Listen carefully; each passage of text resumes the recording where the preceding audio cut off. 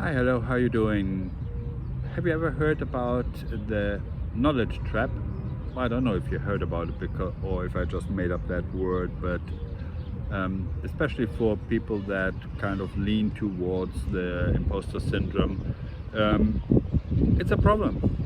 That is, if you know something really well, you think it's natural to know it. And then you think if it is natural to know it, then everybody else knows it too. So then you think you yourself don't really know anything that anything better than others, or if you don't feel like you're an expert in the field compared to the rest of the world. But chances are you might be. Actually, the more you think something is normal, and therefore you know the more you think that it's common knowledge, the less it might actually be. Let me see how to fix that, shall we? That is, recently I was talking with some really cool and talented students at the university on a project that I try to help them a little bit with, and yeah, we just had a conversation, and I thought, okay, what can I actually bring to the table that they don't know? How can I add value, even if I don't charge? And then we had a conversation, and every now and again there was this, oh, I haven't thought about that. And that made me think, because I'm a little bit of an imposter. I really don't know that much, and I don't think that I can ever be a teacher or teach anybody anything to anybody, because I think, yeah, what can I say that I don't know yet?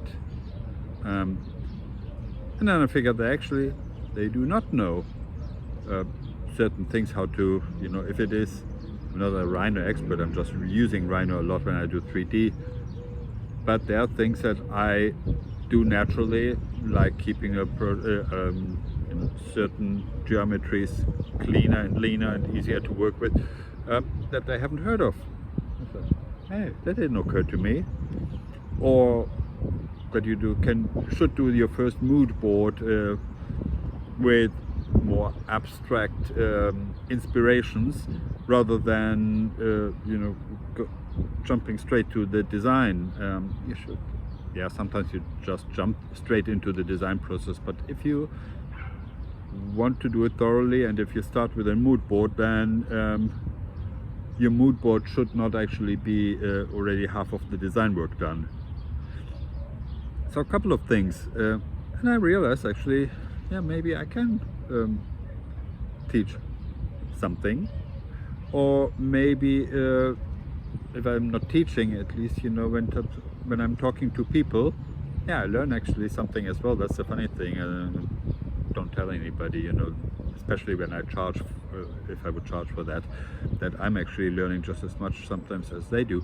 That is, again, when you do things naturally, you sometimes don't think anymore why you do it, and then it's a good recap to actually,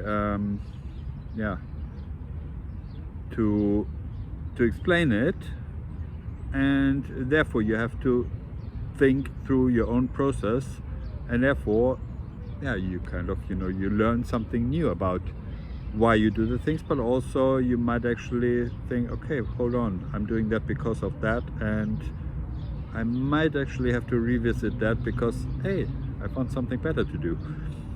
So, I mean, living is always a learning process anyway.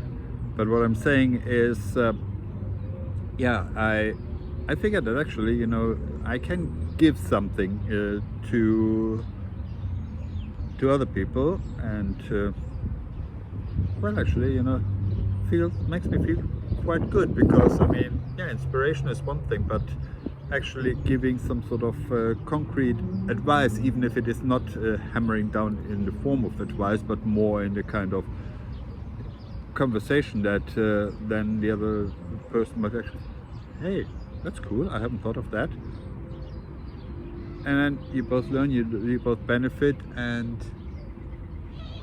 yeah, it kind of makes me feel better when I actually learn that I can do more for design than just designing and inspiring, but I actually can hand on knowledge to the next generation of designers. And that's about it for today. Subscribe if you want to learn more. Subscribe if you want to teach me anything. And okay, don't forget then to also to comment, because I love to hear what you think. And until next time.